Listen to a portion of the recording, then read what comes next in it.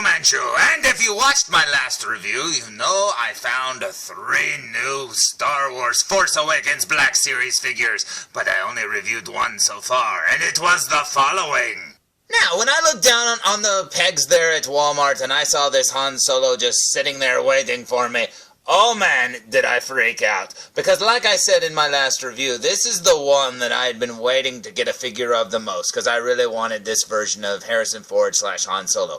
But there was another figure there that I actually freaked out for more. You see, I knew the Han Solo was coming out eventually. I mean, I'd seen reviews of it online, and I'd seen pictures of it online, but I didn't know that the one laying next to it was actually even coming out. Now, I knew it was a figure that they could make easily. I just didn't know if they would. I thought you'd have to customize your own. I thought, you know, they should do it. It'd be so easy, man. But when I saw the final product of how they did do it, I was very happy indeed. So today's review will be on the following. Today's review will be on the Star Wars, the Black Series, Finn.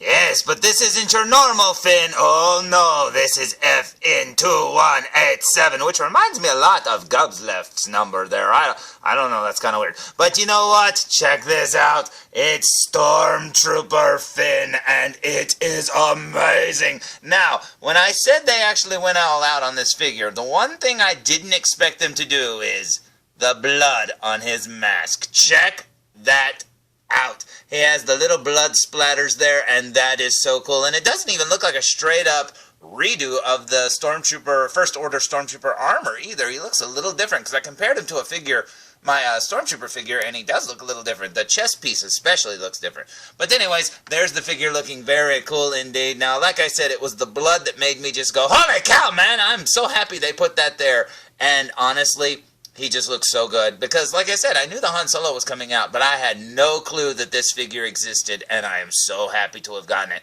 because this is the version of Finn that I had wanted from day one, and this is awesome. So let's look at the back of the package, shall we?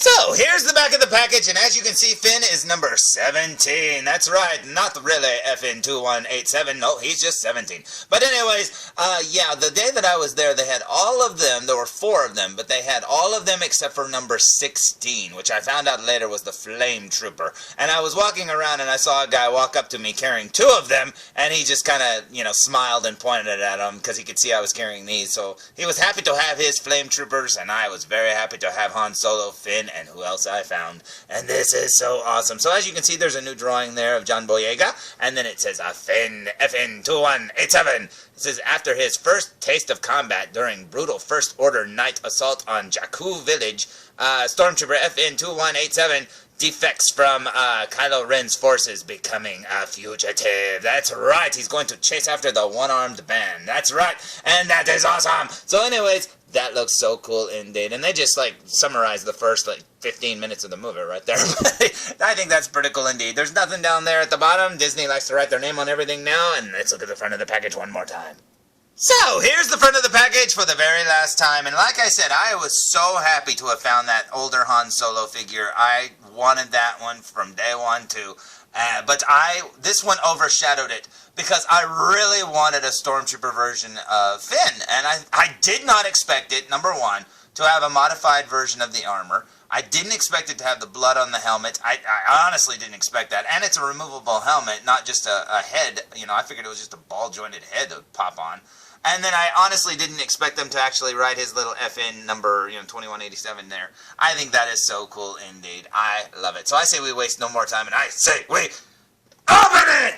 So, here's FN-2187 fresh out of the package, and he looks amazing. I love it. Now, I don't know if he's shorter than a normal Stormtrooper, but it sure felt like he was a smaller figure. Now, he may be. Maybe that's why the body changed or whatever, but you'll see.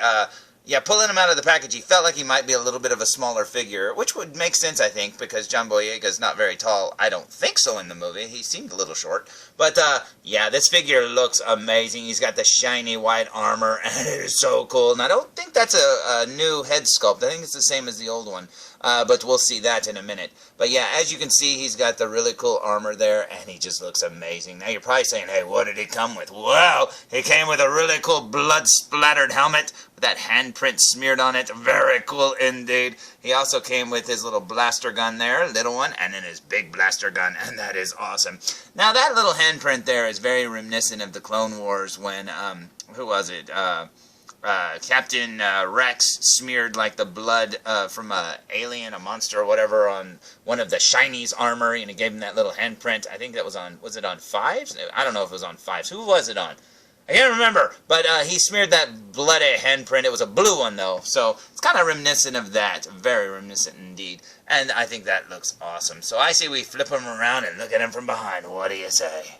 So, here's the figure from behind with a giant pause button on his back there, and as you can see, it says oil, as always, and it's got the little lightsaber holder there. People say that's a thermal detonator. Now, I know that's probably what it says in all those little books and stuff like that, where it says, that's a thermal detonator. I don't think so. I mean, maybe if you want to say he keeps his thermal detonator in there, but I can't imagine all the stormtroopers running around with thermal detonators this big strapped to their back. That just doesn't make sense. Now, I've always thought of that thing as kind of like a container, kind of like a lunchbox or something, where they keep all their like keys and stuff. They just throw their stuff in there, handcuffs, whatever it is they use, like their little restraining cuffs that they used for like Chewbacca in the first movie.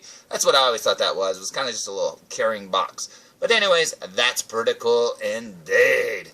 So let's see how he looks with the helmet on. He looks amazing, but there is a dark side to this.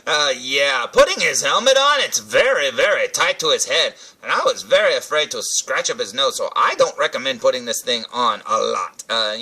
Putting it on, taking it off, blah, blah, blah, because man, oh man, it's a tight fit, and like I said, it feels like you're just rubbing his nose off or the paint on the back of his head or whatever, so just be very, very careful. So we'll look at it up close before I take the helmet off, because I'll probably leave the helmet off and just have him hold it or something like that. So I say we look at him up close. What do you say? So here we go with a super duper close-up look, and you can see the little designs there on his armor. Very cool indeed. Working our way up to his mask, you will see some really cool design work there in the mouth, the grill plate of his mouth there. Very cool. There's the blood splatter looking amazing. I am so glad they painted that on. I mean, because they could have just went the route of giving him a clean set of armor like he had at the very beginning of the movie and leave off the blood, because it is technically blood. And, you don't see that very much in a Star Wars movie. But especially not a Disney-owned Star Wars movie. So I am so happy that they went the route of the blood. I think that is awesome. He just looks, I don't know, it just adds so much to it. I think that is cool indeed. Now, as you can see, there's his helmet. Very cool.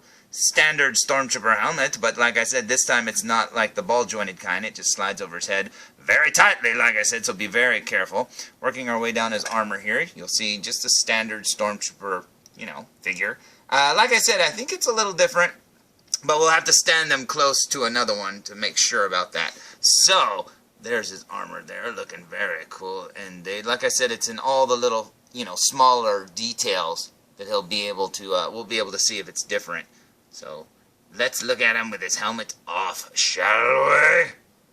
So, here's Finn's face here without the helmet on, and like I said, it's a very tight fit, so be very, very careful. As you can see, he almost looks like he's got red eyes, but they're just brown. And I think this is a very cool sculpt of his face. I think this figure looks really good. Now, I don't know if this is the same head. Like I said, we're going to compare them here in a second. So, here's the this Finn figure, this FN-2187 head. Now, let's compare him to the original Finn head.